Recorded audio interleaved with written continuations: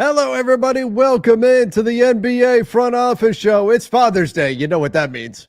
Front Office Father's Day! Let's I don't know go. if I'd ever get to use that one again. So we got to get it in there. You had to use it while you could on that one. Welcome in, everybody. We've got a lot going on. Obviously, we had the big trade, the surprise trade in the early hours of the morning. Desmond Bane going to the Orlando Magic. We'll break down that trade, what it looks like, what it's going to mean for both of these clubs, what it means for the NBA, what it means for the trade market. There's a little bit of Kevin Durant stuff out there as well. Plus, we'll be taking your questions and comments. So happy to see y'all here on this Sunday afternoon. Keith, how you doing? I'll admit, when I first saw the Shams notification, I assumed the name I was going to read next was going to be Kevin Durant and was surprised that it was not. Yeah, that's what I thought when it popped up that it was Shams, because I actually got it through the ESPN notification first, then the Twitter notification. When I saw it, I was like, all right, here's a Kevin Durant trade. Like it's happening. And I had literally just told my wife and daughter, like, hey, I just need to put my sneakers on and we can go out and get lunch. And that kind of messed things up for a little bit there. Just delayed us, but we still had a great lunch for Father's Day. But yeah, it's huge trade, right? I mean, the Magic, we've been saying it since the season ended. Jeff Weltman came out in very strong, candid terms and said, we need to be better. We're going to make a big move this summer. We're going to try to improve what we need to improve upon, and we're trying to win. And like, here it is, getting Desmond Bane at this kind of price is absolutely, pretty massive. Yeah, getting Desmond Bane, that certainly. Wait, did you say discounted price for Desmond Bane? No, massive. Massive. I was like, I think I said this kind of price. This kind of price. I misheard you there. Keith, I had one of those nights last night. You know I'm a night owl. I saw 6 a.m. this morning before I went to sleep. It was, and then that trade came through. I've got some plans this week for Lakers Nation for some things that we're gonna have going on, and my mind started running with what I'm gonna do with some things like an interview I'm gonna do, some questions I'm gonna be asking, all of that, and I could not shut it down. I'm laying there just going. Oh man, it was one of those nights. Doesn't happen all that often, but it was one of those nights. So I am running on fumes, but that's okay. This kind of trade is going to keep me going. So let's just break down the details here. Des Bane to the Orlando Magic, KCP, Cole Anthony, 4 unprotected first-round picks. The swap in the 2026 pick, I'll admit, I'm even a little confused on what the hell's going on with that one. There's like 4 teams involved there. Yeah, that's why I kind of did one of these. Like, it's kind of kind of is, and that's where, like, when stuff like this comes out, sometimes like the way the wording of it can be skewed a little bit toward in favor of whoever the source is for this in a lot of situations. I'm not saying that's exactly what happened here, but sometimes you'll see that kind of stuff thrown in. But the bottom line, a bunch of draft capital going to the Memphis Grizzlies, plus Kentavious Caldwell-Pope, plus you've got Cole Anthony, and then Desmond Bane going to the Orlando Magic. I guess let's start with Orlando, because that's maybe the easiest part of all of this. Keith, this is Orlando saying the East is wide open. We need shooting. We know that. And we're going to go get one of the better three-point shooters, both in terms of percentage and volume on the market. Plus, he can be a secondary playmaker, which is another thing that's high on the priority list for the Orlando Magic. So this checks multiple boxes. Now they've got Desmond Bane in the fold. What does this mean for Orlando? And Bane holds up defensively too, because that's important, right? Especially if you now have goals of Orlando of making a playoff run, you have to have guys who can hold up defensively. We see it all the time. Good offensive players sometimes get played off the floor if they can't hold up defensively. So yeah, for Orlando, Desmond Bane, probably one of the best players they could get. I mean, it's always a after the fact kind of thing with a trade of, sure, what could you have gotten for that package? Who else could you have made that offer to? Or maybe a slightly better offer and gotten, but we never really know that, right? So that's, for now, what we know. Really good addition. As you said, Desmond Bane, I like that he can scale up and down his role as necessary. So when the Magic are fully healthy, he's a pretty good second, third guy. We'll see where him and Franz kind of check in, check out behind Paulo, but really good player there if somebody's out. Or now for Jamal Mosley, he can stagger his lineups a little bit more. By the end of the Boston series, they couldn't play without Paulo or Franz for even a minute off the floor. Now you can. You could take them both out and play because Bane can carry your offense for a little bit. You're probably not going to do that very long, but yeah, I think he's really, really good for them. I think he's going to be a great fit. There was a question in the chat, and I apologize. I think it was from Kurt Affair.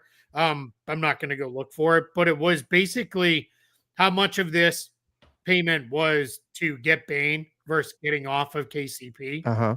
And I would say, yeah, probably you take one or two of those draft picks, and you could say that's the price to get off Kentavious Caldwell-Pope's contract. And Which is, I was going to say that goes to show you how quickly things can change in the NBA, because KCP was a signing that we heralded as a solid step forward for Orlando last summer. It's not like he's been on the roster and struggling for years. It's been a year, and he went into one of his infamous KCP shooting slumps. He came out of it in March, and that's where we'll get to the Memphis side of it. But still, that's how quickly he flipped from being hey, okay, Orlando went and got somebody to, they're going to have to give up something significant to get him off their roster. Yeah, and KCP is still a very good defender, but he's no longer an elite defender.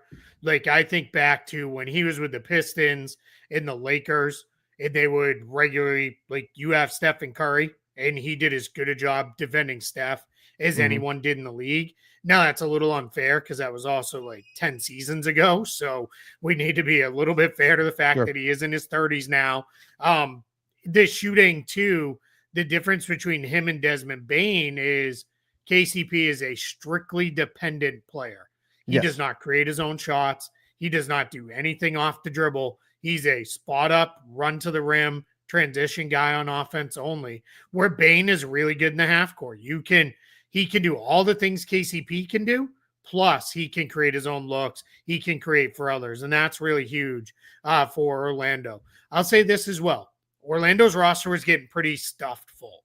They had 2 first-round picks this year. That's part of why they could trade picks in back-to-back years and trade away that what's ultimately looks like it'll probably be Phoenix's pick. That's how it was reported.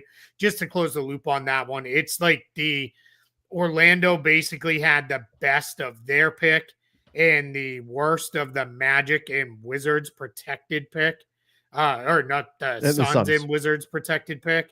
So it'll very likely be the Suns. So they're going to get that. That's what it seems like is where they'll get the pick there. Now that pick will go to Phoenix, but trading the 16th pick, okay, it's a good pick for Memphis. We'll talk about it more on their side, but I think it is really for Orlando. They still have a pick in this year's draft. They still have picks in a couple of the years further down the line. So it's really that 28 and 30 unprotected picks, because that 29 pick swap is top 2 protected. That gets a little, you better be really certain that this is going to work out. But if you're Orlando, you had to do something. I don't think this is a panic trade. I don't think this is a massive, ridiculous overpay when we've seen what other good wings have gone for in recent years. Like, look at Mikal Bridges, similar type player in that hasn't been an all-star, just thought of as a very good player, but not necessarily a great player. I'm not going to beat up on the Magic here. Cole Anthony, too. That's really kind of a throw-in at this point. But he could be more than that. But he was out of the rotation for Orlando by the end of the year. Yes. They'd moved to Suggs and Caldwell-Pope, where they're starting backcourt. If you had to call someone the point guard, it would be Suggs. But really, he defended opposing point guards, but the offense runs through Banchero and Wagner so much that Suggs is really the third guy there.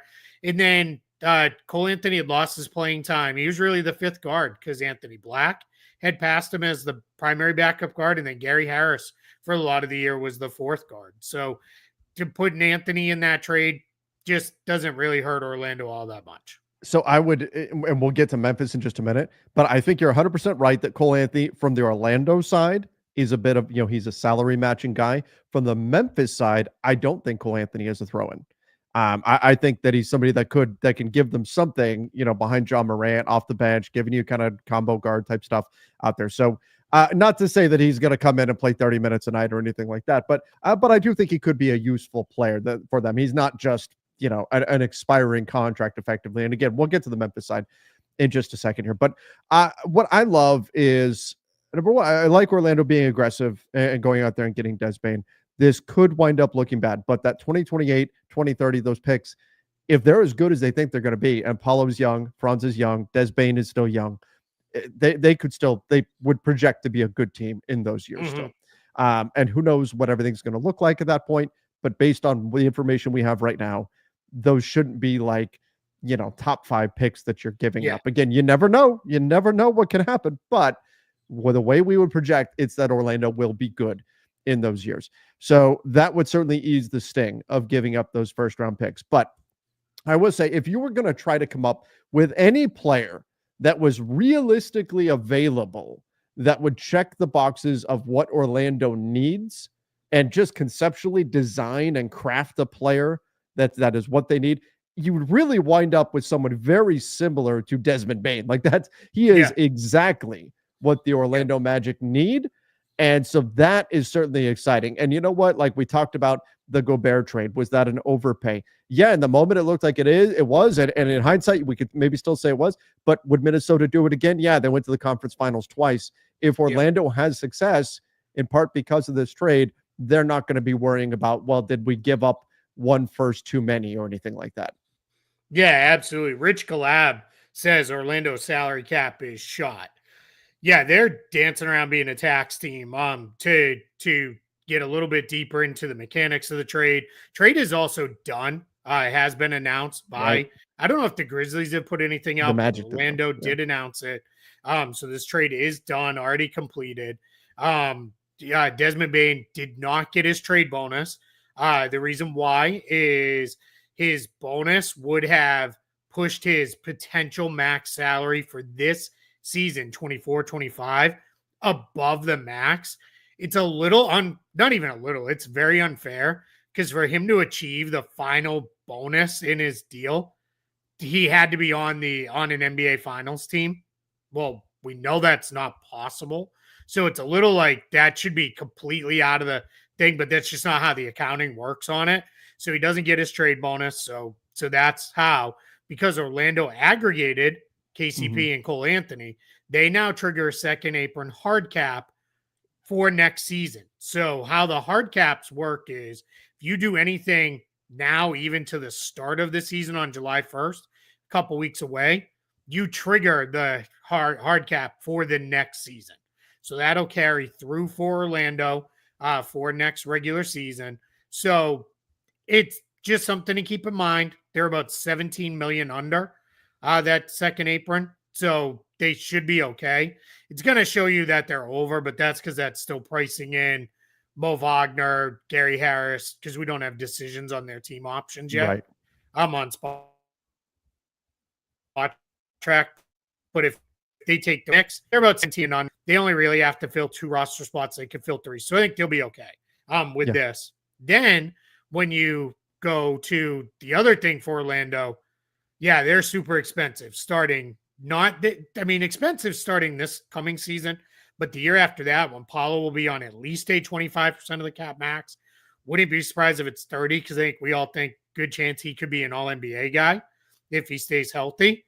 They're going to be way over the second apron, because as you've got it up there right now, 17.3 under. That put Paulo at a $40 million salary, and you're already way over just with him alone. So they're going to be way over that second apron. They're going to be dealing with this unless they make some other trades. You got Jonathan Isaac's salary, Wendell Carter, Goga Batadze. You could see other things done to reduce that. But the Magic are basically all in on a new core 4 of Banchero, Wagner, Bane, and Suggs. That's going to be what everything orbits around for a couple years. Right. I would project that they would try to jettison some salary, like most teams around the NBA. Now, maybe if Orlando comes out of the gates, blazing hot and they're, the top team in the East or something like that, maybe they say, we don't care if we're a second apron team. We'll deal with it into the future. We'll deal with it to keep this group together.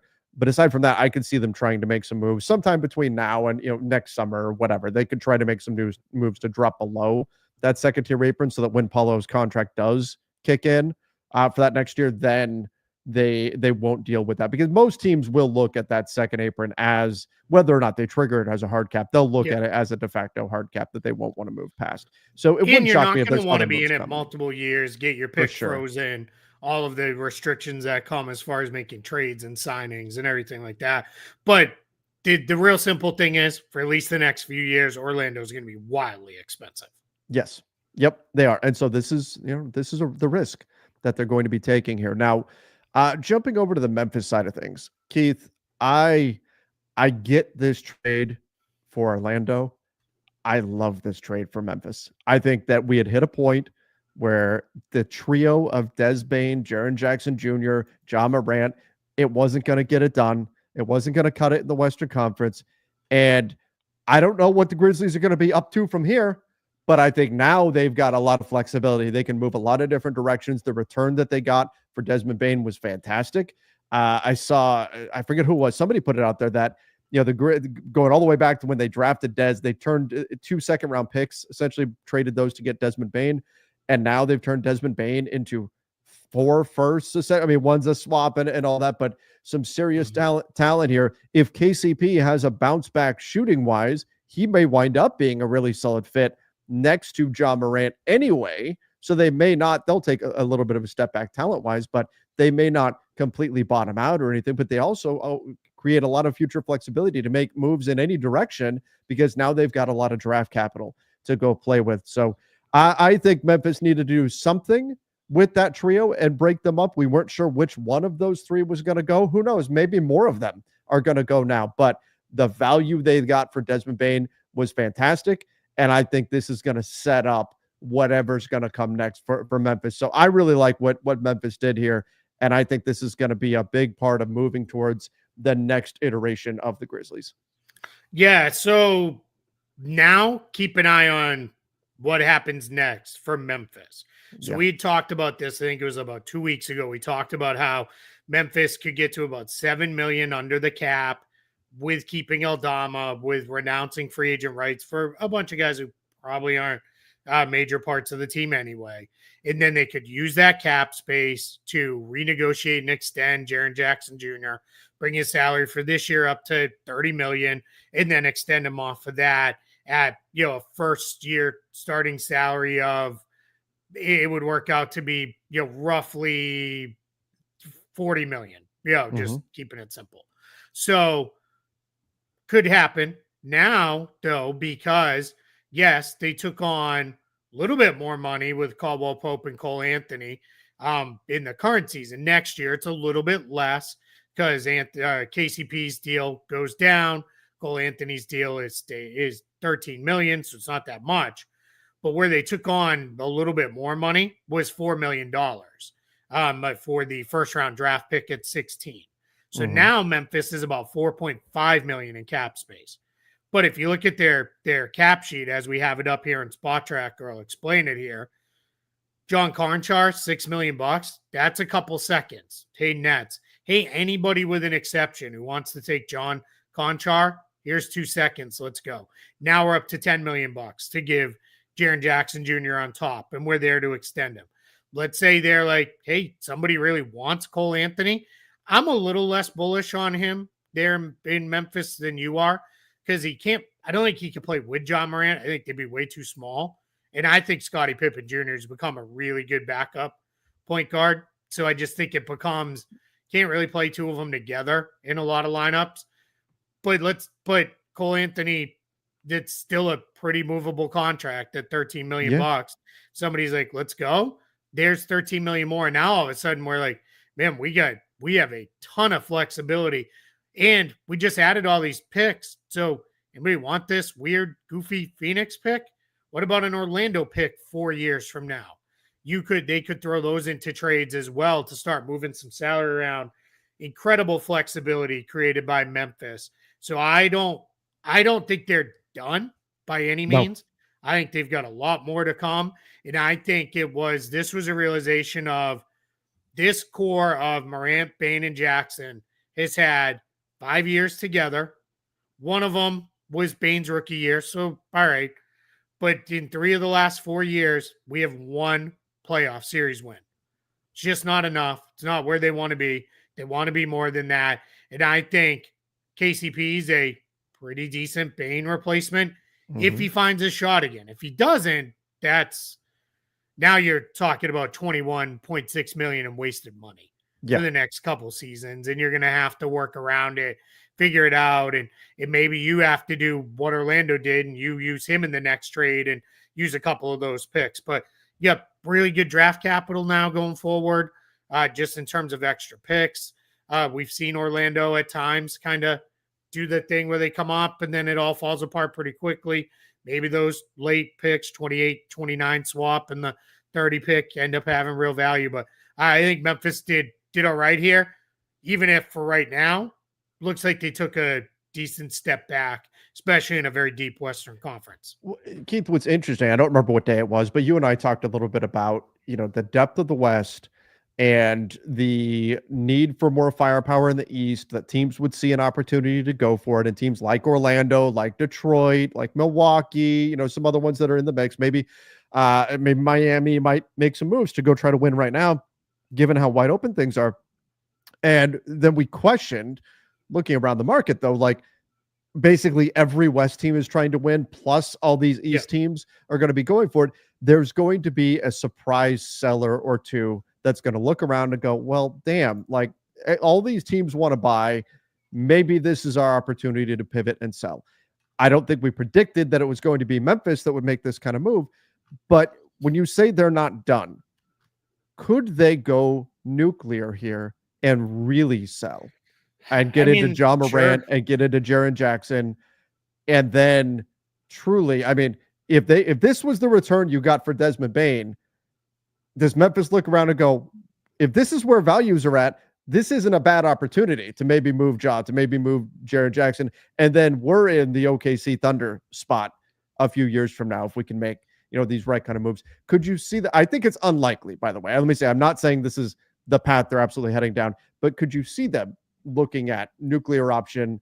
Let's bow out for a bit in the West, let everybody else fight it out, and then we'll be coming up while some of these other teams start coming back down. Yeah, I think it's extremely unlikely, but it's a more than a 0% chance. Simply because, if now, and I think it was Mark Stein mentioned in his Sunday notebook, like there are teams that are now like, hey, Memphis, what are you doing? Like, are you open to talking Jaren Jackson Jr.? I think you'd be trading Ja Morant at a pretty low value. If you traded him right now, I'd rather can we get him back and really have another special season and then go? And I think the other challenge is talking about him and Jackson, that's two 26-year-olds. Like, I would probably roll forward with the two guys, right? And just say, hey, let's try to figure this thing out on the fly. We'll go get somebody. I think they did well in the draft last year with Edie and Jalen Wells. So, cupboard is not bare here. But, I think there is an idea where it just becomes like, all right, let's take a look at it. Because, if somebody comes flying in, it's like, hey, you liked those 4 picks in the swap you got for Bane? Here's 7 picks for Jaren Jackson Jr. and 2 good young players or something. Then, maybe then you're like, all right, we have to think about it. Right, exactly. I wonder, because there's going to be a market reaction to what happened here where maybe some players that teams didn't expect to be available become available. The whole dynamic changes with Orlando, with Memphis, and so it could certainly shift the market. And then the next thing you know, you're having conversations that you didn't think you were going to have. Maybe Memphis says, hey, you know what? There's a point guard needy team.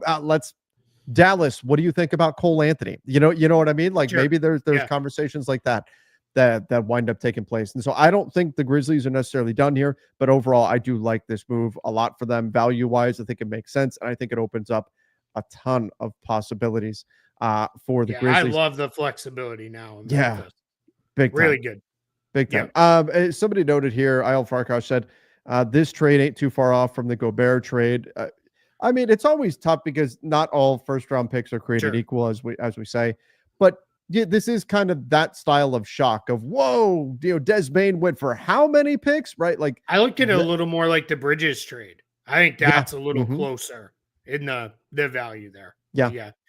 Yeah. And it does help that one of the picks Orlando gave up wasn't theirs. I know the Knicks ended up later in the Cat trade. They gave up that Pistons pick, which you and I both at the time were like, who cares? That thing's never going to convey. And lo and behold, the Pistons were great, or not great, but had a great season for them. And they, the pick did convey. So, here we are. But yeah, good. It's not a bad combo with the Gobert trade, but just when it looked like the Bridges trade had kind of been like, nobody's going to be doing these 4 and 5 first round pick trades anymore. Here we are.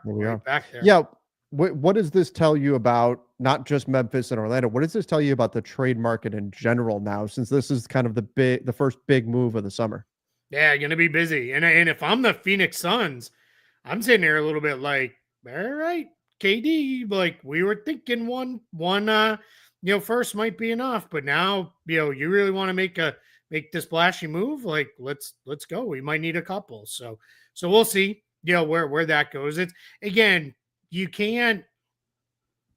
Teams will try. Well, Desmond Bane got 4 first round picks, but it's not all created equal. He's a young guy. I'd say still probably pre-prime by a year or two, but not, entering his prime. That's probably the better spot. He's not 37. He's not 37. He's not on an expiring contract, because that's the other value for Orlando. He's got 4 years left on his contract, and it's not full max years. Like he didn't start at the max. He's not going to be all the way up to the max.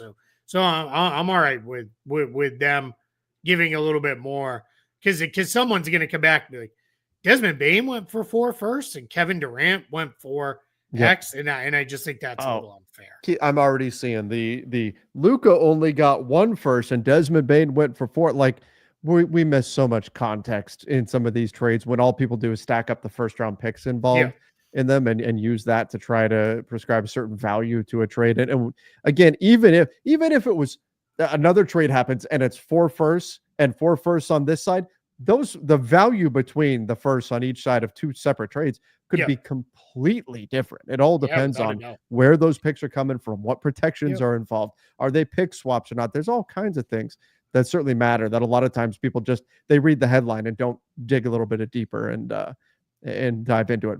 All right, let's go here. Jay said, okay, Trevin Keith, the Magic overpaid for Bane. I get why they did it from a basketball perspective, but what I do now, what do the Lakers do now with Austin Reeves? Happy Father's Day. I don't know that this changes what they do with Austin Reeves, unless the only thing that was thrown out there was, could the Lakers look at the market and go, holy crap, Desmond Bane got this much. Maybe we should consider an Austin Reeves trade. And I think there's a lot of teams that kind of look at things with their players and go, oh, well, if a Desmond Bane is going for this much, what could our guy go get us then out there on the market? I'm sure there's a number of teams that are looking at their rosters right now, kind of thinking through that process. A little bit of the difference becomes a lot harder to sell to Luka and LeBron. Hey, we traded for a ton of draft capital. Sure. Like they don't care. They don't want to hear that. Like that's the last thing that they want to know about. So, and I get it. You can't plan around the players and they don't run the team and all that stuff, but you just got to be careful. Like I would, hang on to Reeves and, let it play out. I also think Desmond Bane probably has slightly more value simply because he's scored at a little bit of a higher level, shot at a little bit of a higher level. And again, he's under contract and locked in. That's a big deal. The contract. And Austin Reeves is not. Yeah. He's only got, what does he have? 1 year left? And then 1 year left. Yep. And then he has a player option. Yeah. Which at this point, it's some disaster has to strike if he doesn't opt out. So that's where it kind of comparison's sake falls apart a little bit. All right. Mamadou said, I don't want to see Austin go, but realistically, he's the only interesting asset Lakers fans have.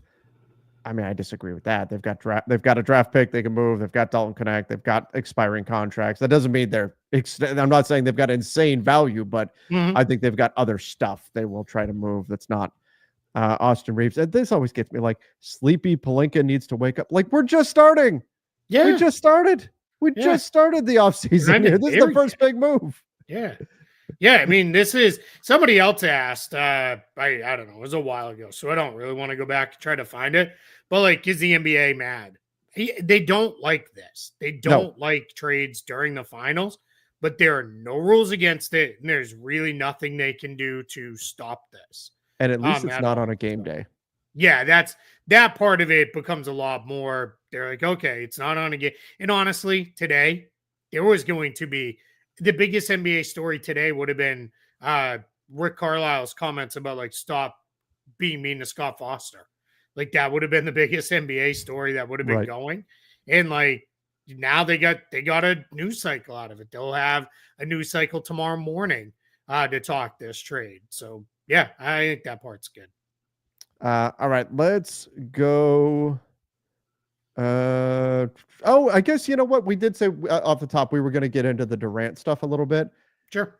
Keith, the kind of we've got Houston, we've got Miami, Minnesota. We know has been in the mix. San Antonio, maybe Yep. Toronto, maybe still a bunch of teams that are out there. KD has his preferred destination, but what do you think about the Suns taking the stance of, well, we don't really care where you prefer to go. We're going to take whatever we think is the best offer for our team. A lot of times you'll see teams with veteran players like Kevin Durant and say, hey, we're going to do right by you and we're going to get you where you want to go. And KD can certainly try to steer his destination by saying, yeah, I'm not going to stay in free agency in 2026 with a team I don't want to go to. But the Suns are pushing back and say, well, there's enough teams that will say, we'll take the risk and we'll take you for a year anyway. And if they're going to give us the best offer, that's where we'll trade you. What do you think about that tactic from the Phoenix Suns?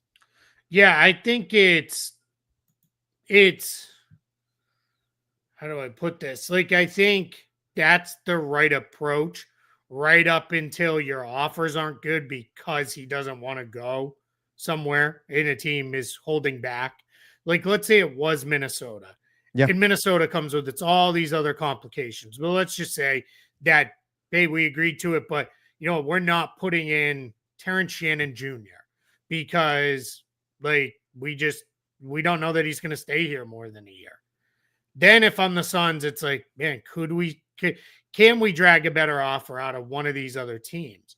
It's tough too if they're going to let it be known these are the teams he wants to go to, because then those teams are like, hey, he wants to come here. Like, why, do we need to give that extra thing in a trade? So that's where it can get a little messy.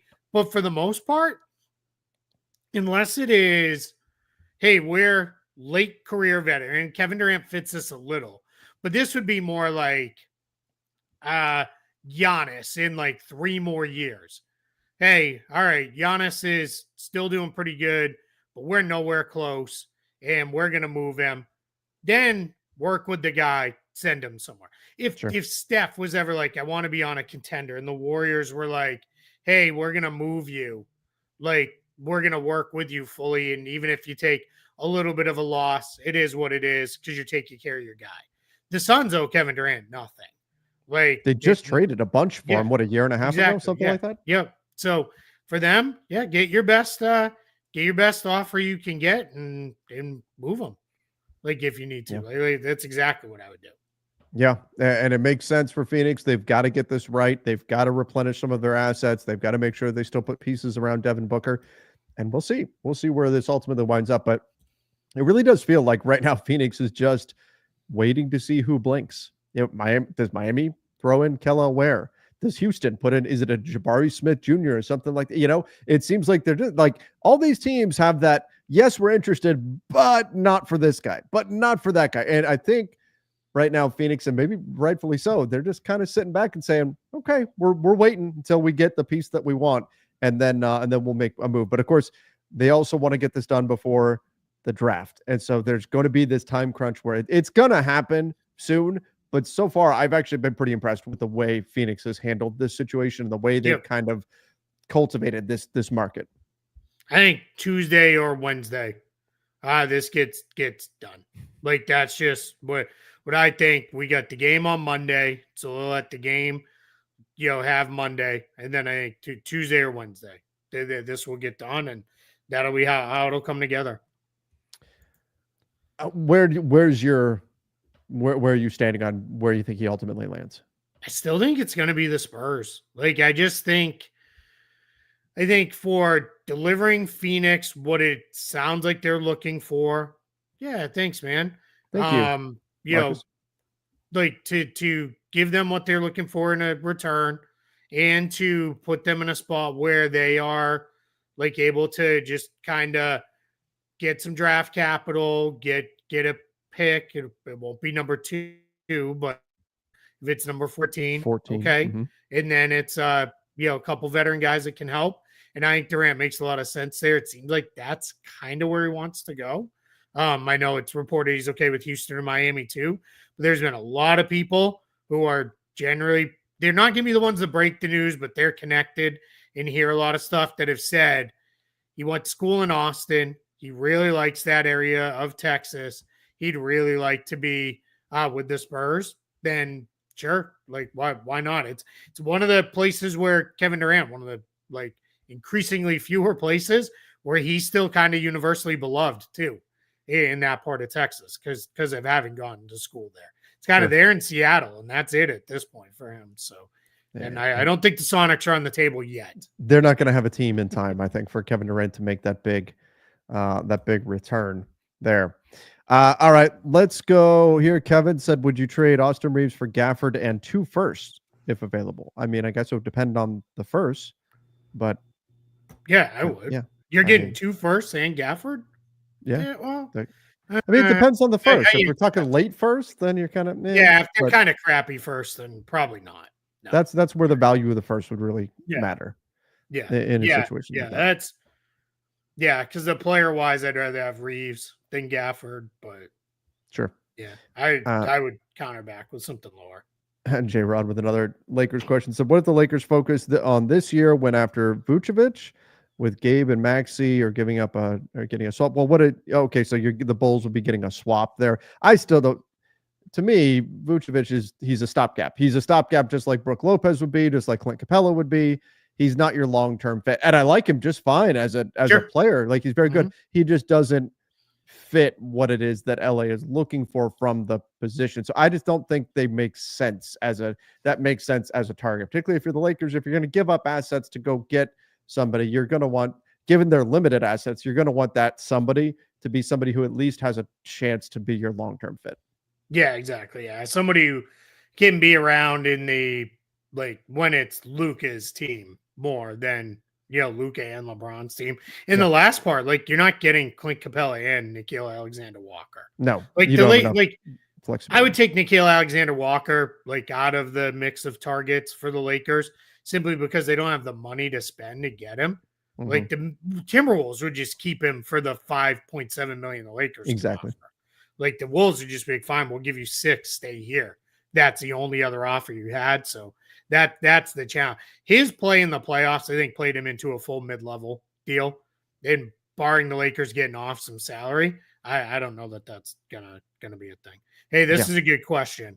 JM Ball 11 says, can you explain how teams can make trades when the trade deadline has passed? So what the NBA rules are is, the minute your season ends, you are eligible to make trades. So 28 teams right now, everybody but the Thunder and the Pacers, can make trades. So that's how now the trades work off of this year's salaries. So the 24-25 salaries. You can't trade any pending free agents. That means guys who are either definite free agents or guys with options. That's not allowed. And then you still have to meet all the trade rules and all those things. Now, we talked about the slight tweak under the current CBA is the apron rules, where you trigger for the next season. Even if you still have to work within this year's situation with this year's salaries, that trigger, but you're already triggering next year's aprons. That's why we've now got the Grizzlies hard capped at the first apron. They're miles below it. And then the Magic hard capped at the second apron because of the functions of their trades. But that's how this kind of comes together with making these trades. So that's where, it kind of comes together with that. So I've just been handed an urgent and horrifying news story. I just really wanted to use that drop. It's been too long. It's been too long. Billy Donovan getting a contract extension with the Chicago Bulls. Keith, the first thing that popped into my head was it worked. It worked. The Knicks' interest, it worked. And Billy Donovan is now getting a contract extension. Yeah. Bully Donovan, right? Let's go. There you go. Yeah. I mean, good for Billy Donovan. He's done I think a pretty good job with a team that's been very messy, let's say, for a couple years in a row. And I know Bulls fans don't love it, but they seem very focused on let's be the 8th seed every year. Let's try to make it through the play-in tournament. Well, then you got a pretty good coach to get you there with the way things are running. So, I mean, it is what it is with that. So. Bulls have been arguably the most confounding team over the last 5 years or so. It may be longer than that. Yeah. But the decision making has been odd. I guess what the goal is for Chicago every year being like, oh no, we just we want to make sure we get that play-in revenue. We want to we'll get maybe one round of playoff revenue. That's good enough, and not just being okay with that and having that be the goal and not capitalizing on that. I mean, they didn't trade Andre Drummond when they could have and stuff like that. Like that's just been frustrating. And I've felt that frustration from Bulls fans that I've talked to as well. That they want to see this team really have a chance to go do something. And they've just kind of been more or less okay with being stuck in the middle. And so I hope that at some point the Bulls are able to really get things together and push there. Josh Giddey did some good things for them. They've got a contract to work out with him this summer. But look, I mean, if anything, Billy Donovan gets the contract extension. And this reminds me, it comes across as very similar to what happened with Dan Hurley last year with my Lakers and UConn. He used that interest in order to turn it into a new coaching contract. And that kind of seems like what happened here with Donovan. Yeah. It's definitely some of that. And yeah, I mean, you're right. Like the Bulls it still bums me out that half of that 1 year where like everything had clicked. And that team really looked like they had something. Like it just bums me out that now we're in a spot where it's like there Mark Stein has the Knicks request to speak to Billy Donovan was denied. And that appears to have helped spark a new Bulls deal. So there it is. There you go. Yeah. I mean, and this is a great point here too from YYC.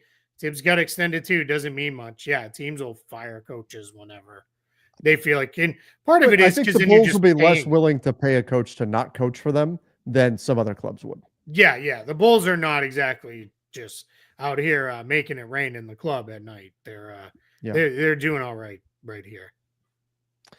All right, let's go there before we wrap things up here. After Bane, can Austin Reeves get you 3 to 4 firsts? I mean, it depends on the team. It depends on the exact firsts and all that kind of stuff, right? But that's and you got to remember he can become a free agent next summer, so that's going to matter for teams. If he had 3 years under contract on this deal, teams would be willing to give, I'm sure, a lot more than if they know he's going to become a free agent in 2026, which is probably the way this is going to go.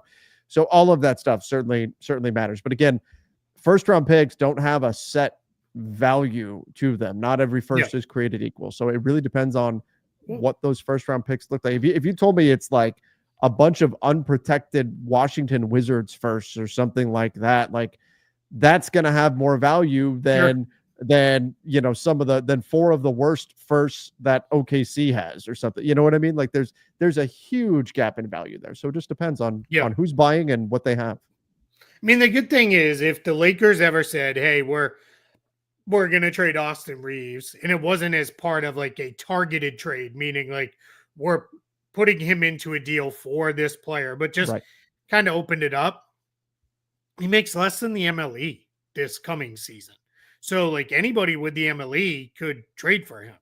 Like it's that easy. 13.9 million, just not that much to match salary wise. So I think they're in a really good place where they can just do what they need to do. And with that, and here's the other challenge that I will say too, because this has come up. I've had a lot of people ask, well, are they going to extend him? It's contract's kind of unextendable. I mean, they'll offer it.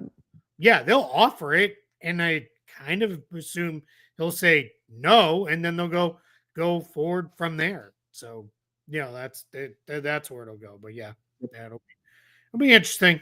So all right. Well, I a think lot of Orlando's going for it in the East. sure. Yeah, I mean Absolutely are. that's exactly what's happened there.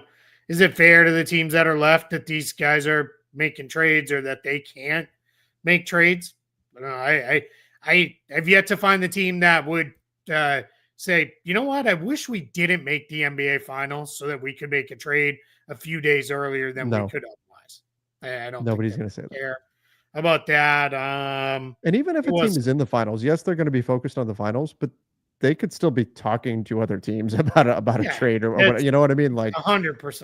Hey, next week when the finals are over, you want to trade this guy for that guy? Sure. You know what I mean? Oh, like we didn't talk Steven Adams. We should. Oh yeah, we did. So Steven Adams, 3 years, $39 million to stay with the Houston Rockets. So just a little bit below the MLE for Steven Adams. Solid. This is, I think there's a decent chance that Steven Adams could have gotten a full MLE out there on the market had he hit free agency. So in my mind, Keith, I read this as you're trading potential, 1 year or maybe 2 years of max level, not max level, but getting the most money you possibly could in exchange for 3 years of security. Now I know I'm under contract for the next 3 seasons. Yeah, I think that's part of why they front loaded the deal for him to give him slightly more than the MLE in this. But yeah, super solid deal. I think what really makes it so good too is you can't do it against everybody. It's not going to be a thing you go to every night. But him and Şengün playing those minutes together were so huge that now it's not. He's not just a 15-minute a night backup center. You can actually play him with Şengün for 5 minutes a night and be okay. And that's how you get him up to 20 minutes. Then you have him if Şengün's out for any reason. Just really, really good. A lot of people instantly want to, well, they're probably going to trade him. He has a 6-month trade restriction. That'll hold. Now, that went official on June 14th. So it opens up right as trade season opens when everybody will be eligible on December 15th. So I wouldn't say this means Steven Adams in Houston forever, but they did not do this to turn Steven Adams into a walking trade exception. This was done because they wanted him. They wanted him back in the fold for all the reasons. I think it's funny too. It's crazy to me that Steven Adams, first person in history to enter the NBA at age 35 and then not age a day since then, because he's exactly the same guy he's been since he came into the league. Yeah. No, he is. Yeah. He is. Doesn't make sense. Yeah. It's unbelievable. I'll tell you what, he's a guy you could say, well, he's limited offensively. He's not, he can't stretch the ball out to the 3-point line. He's not, he's this, that, and whatever. He's a guy you want on your team. He's a guy you want. I like the BR said he's the same guy, just hairier. Yeah. I don't even know how. I guess that is true. He did have much shorter hair when he came in the league. But yeah, I mean, elite screener, elite rebounder, very good defender. You don't need a lot more from your center than that if you've got other guys who can do stuff. So for sure, just a nice piece of work for the Rockets with that going. I'll just end with on this topic. It was an extension. That's why it's done and already official and complete, because it was an extension. Extensions can get done if they're extensions that have like a June 30th expiry on them. So that'll get done as well. So, and then last kind of notable thing for today, other than it being Father's Day and getting a mega trade in on Father's Day, the deadline to withdraw from the draft was almost an hour ago, about when we started recording. There it is. So every draft board will be essentially set within the next couple hours. The league will have all that information probably Monday or Tuesday out to the teams, and we'll know exactly what the draft board is. We've seen a handful of guys withdraw. These are international players for the most part withdrawing now. We saw a couple yesterday, a couple more today. So we'll get there. But yeah, it's been really good run here with all this stuff, and now we're full on in it, my friend. We're into the off season. Right. is off and running now. This is every time your phone goes off, you're jumping. Sleep is dangerous this time of year. I can't wait. I can't wait. It's gonna be No it's sleep gonna be a till blast. A lot of stuff August, happening. No right? sleep till August. Yeah, Yeah, just not like till that. Brooklyn, but till Not August. much like that. Well, I mean, Brooklyn may control quite a bit of the market with their cap space, but all right, everybody. Appreciate No all of sleep you in for Brooklyn. no sleep in Brooklyn. Yeah, that's for sure. That's for sure. Thank you, everybody, for joining the show today. Make sure you do subscribe to the YouTube channel if you've not already. Till next time, everybody. See ya and stay safe. Happy Father's Day, Carl.